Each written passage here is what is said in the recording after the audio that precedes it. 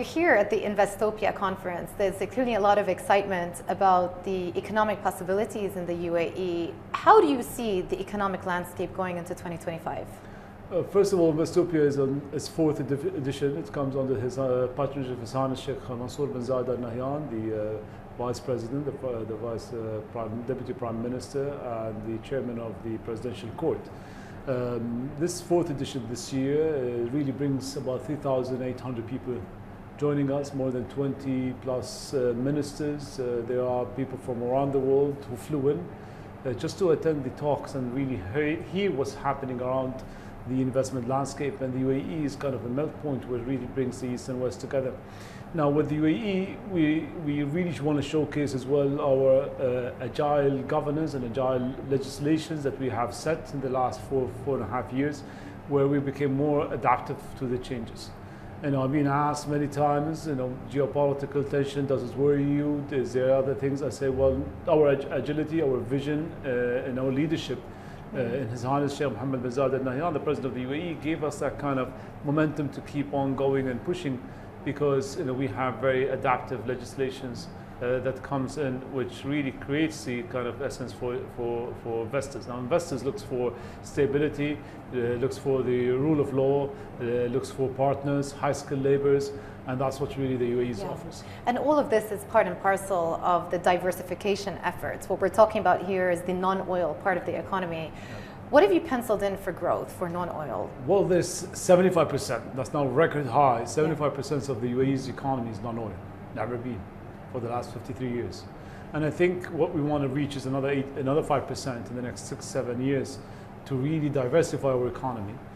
We have planned many, but let me mention three, the most important three of them.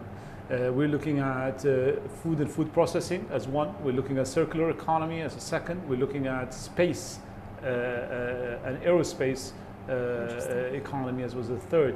Of course, AI, data centers, this was last year.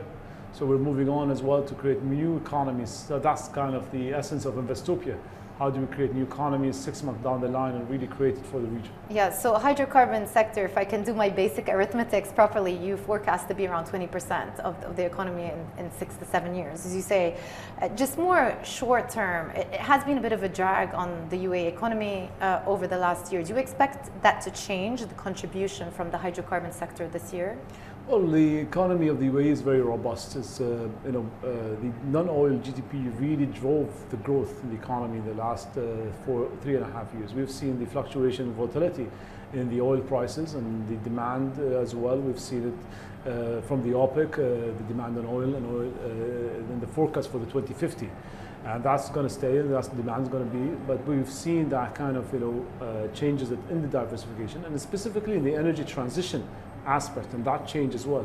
This is the important aspect to where we are taking forward the movement to it.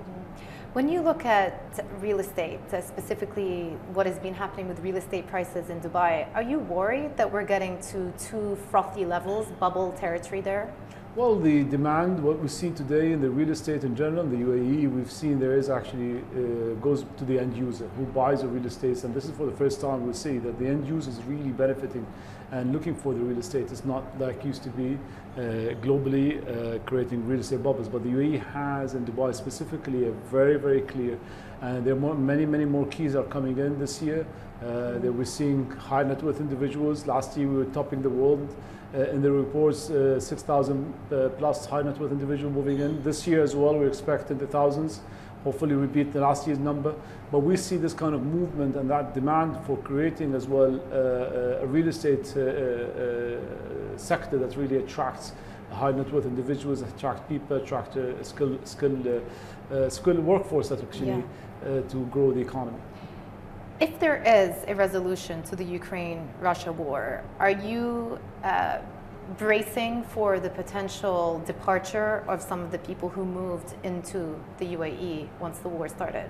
Well, since the war started, we were actually advocating that we should stop the war and peace should be the aspects, and that's something which we always push for. And the UAE's vision is actually to have peace in the end of the day, is economy that really creates. And what UAE have shown is a very robust environment and economy that actually welcomes people in and out, and I think that's something which we'll always keep on doing.